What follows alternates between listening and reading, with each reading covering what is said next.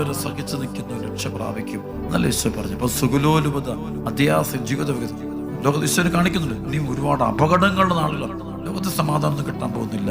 ഈ സമാധാനം എന്നുള്ളത് ഈശോ ഹൃദയത്തിലുള്ള ഹൃദയങ്ങൾക്ക് മാത്രമേ സമാധാനം. അല്ല പണമോ ജോലിയോ വിദേശമോ വസ്ത്രമോ നേട്ടമോ ആൾബലങ്ങളോ കഴിവോ ഇതുള്ള ഒരാൾക്കും സന്തോഷം കിട്ടത്തില്ല.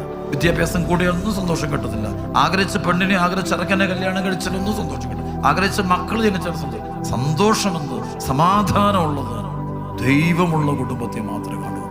അതും ഹൃദയത്തിലൂടെ വിട്ടുമ്പോൾ രൂപങ്ങൾ നിറച്ചു വെച്ചാൽ സ്വന്തം ജീവിതത്തിൽ ഈശോയെ സ്വന്തമാക്കിയ ജീവിതത്തിന് മാത്രമേ സ്വസ്ഥത. അവരെ നമ്മൾ ആരും ഉപദേശിക്കേണ്ട കാര്യമില്ല, എന്നെ കറക്റ്റ് ചെയ്യേണ്ട പോലും ആവശ്യമില്ല.